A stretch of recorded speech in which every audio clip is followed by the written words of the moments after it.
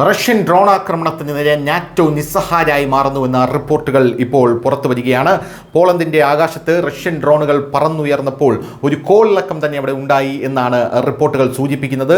ഞങ്ങൾ news India Malayalam ഇത് report ചെയ്തിരുന്നു. 19 ഡ്രോണുകളിൽ 7 എണ്ണം മാത്രമേ അവർക്ക് തടയാൻ കഴിഞ്ഞുള്ളൂ. ഇത് പോളണ്ടിന്റെ സുരക്ഷാ സംവിധാനത്തിന്റെ പരാജയത്തെയാണ് സൂചിപ്പിക്കുന്നത് എന്ന ഏറ്റവും പുതിയ റിപ്പോർട്ടുകൾ ഇപ്പോൾ വരുന്നുണ്ട്. ഈ സംഭവത്തിന് ശേഷം ഡ്രോൺ ആക്രമണങ്ങളെ ചെറുക്കുന്നതിനുള്ള അവരുടെ മോശം തയ്യാറെടുപ്പിനെ കുറിച്ച് നാറ്റോ രാജ്യങ്ങളുടെ ഒരു യോഗം തന്നെ ഇപ്പോൾ ചേർന്നിരിക്കുകയാണ്.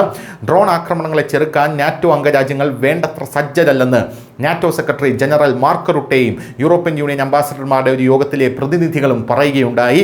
വില കുറഞ്ഞ ഡ്രോൺ ആക്രമണങ്ങളെ നേരിടാൻ വളരെ ചെലവേറിയ ഉപകരണങ്ങൾ ഉപയോഗിക്കേണ്ടി വരുന്നത് നാറ്റോയുടെ സാമ്പത്തിക സ്ഥിരതയെ തന്നെ ചോദ്യം ചെയ്യുന്നതിന് തുല്യമായി ഇപ്പോൾ മാറിയിട്ടുണ്ടെന്നാണ് അറിയാൻ സാധിക്കുന്നത്. അതായത് തുടക്കത്തിൽ തന്നെ നാറ്റോയ്ക്ക് പിഴച്ചിരിക്കുന്നു എന്ന് തന്നെ നമുക്ക് പറയേണ്ടി വരും. ഇത് മുന്നിൽ കണ്ടുകൊണ്ടായിരിക്കണം റഷ്യ അങ്ങോട്ടേക്ക് ഡ്രോൺ ആക്രമണം നടത്തിയത്.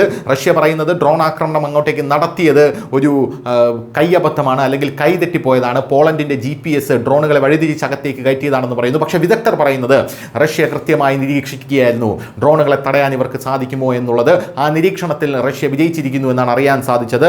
എന്തായാലും വില കുറഞ്ഞ റഷ്യൻ ഡ്രോണുകളാണ് റഷ്യ അങ്ങോട്ടേക്ക് വിട്ടത്. പക്ഷേ അതീവ മാരക പ്രഹരശേഷി ുള്ള ഡ്രോണുകളാണ് റഷ്യ വിട്ടത്. പക്ഷേ നാറ്റോ ഇത് തടയാനായി ഉപയോഗിക്കുന്നതാകട്ടെ വളരെ ചെലവേറിയ ഉപകരണങ്ങളാണ്.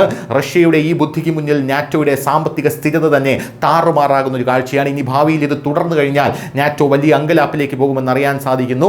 ആ യോഗത്തിൽ നിന്ന് പുറത്തു വരുന്ന ഒരു രസകരമായിട്ടുള്ള കാര്യം, റഷ്യ ആക്രമണങ്ങൾക്ക് $11,000 മാത്രം വിലയുള്ള ഡ്രോണുകളാണ് ഉപയോഗിക്കുന്നത്. അതിന് മറുപടിയായി നാറ്റോ അംഗരാജ്യങ്ങൾ 4 ലക്ഷം വിലയുള്ള ഉപകരണങ്ങളാണ് അത് തടയാനായി ഉപയോഗിക്കുന്നത്. അത് വെറും $11,000 മാത്രം വിലയുള്ള ഡ്രോണുകൾ റഷ്യ ഉപയോഗിക്കുമ്പോൾ അതിനെ തടയാൻ 4 ലക്ഷം വിലയുള്ള ഉപകരണങ്ങളാണ് ഇവർ തിരിച്ചുപയോഗിക്കുന്നത്.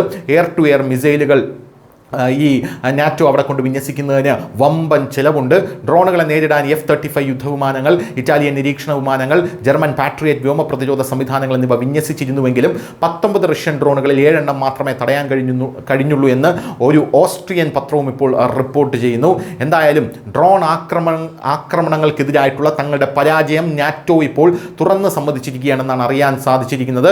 റഷ്യ അയച്ച 3 മുതൽ 4 വരെ ഡ്രോണുകൾ വെടിവെക്കാൻ കഴിഞ്ഞു. അതുമാത്രമേ വെടിവെക്കാൻ കഴിഞ്ഞുവെന്ന് പോളിഷ് ഉദ്യോഗസ്ഥർ സമ്മതിക്കുന്നു. ഈ റഷ്യൻ ഡ്രോൺ നാറ്റോ രാജ്യങ്ങളിൽ കോളിളക്കം ഉണ്ടാക്കിയിരിക്കുകയാണ്. പോളിഷ് ആകാശത്തിലൂടെ ഡ്രോണുകൾ കടന്നു പോകുന്നത് അവരുടെ പരമാധികാരത്തിനെതിരായിട്ടുള്ള വെല്ലുവിളിയായിട്ടാണ് കണക്കാക്കുന്നത്. അതിനാൽ ഈ വിഷയത്തിൽ ഐക്യരാഷ്ട്രസഭയുടെ സുരക്ഷാ കൗൺസിലിൻ്റെ യോഗം ചേരണം എന്നാണ് പോളണ്ട് ആവശ്യപ്പെട്ടിരിക്കുന്നത്. ഇപ്പോഴിതാ നിലവിളിച്ചുകൊണ്ട് നാറ്റോ ഓടുന്ന കാഴ്ചയാണ്, അതായത് ഐക്യരാഷ്ട്രസഭയിലേക്ക് നാറ്റോ പോകുന്ന കാഴ്ചയാണ് കാണാൻ സാധിക്കുന്നത്. നാറ്റോ ഉദ്യോഗസ്ഥരുടെ അഭിപ്രായത്തിൽ ഓരോ ഡ്രോണിനെയും ട്രാക്ക് ചെയ്യാനോ വെടിവെക്കാനോ F-35 പോലുള്ള വില കൂടിയ യുദ്ധവിമാനങ്ങൾ ആവർത്തിച്ച് നമുക്ക് വിന്യസിക്കാൻ കഴിയില്ല എന്നുള്ളതും ഇവർക്കിടയിലെ ഒരു വലിയ വെല്ലുവിളിയായി മാറുന്നു.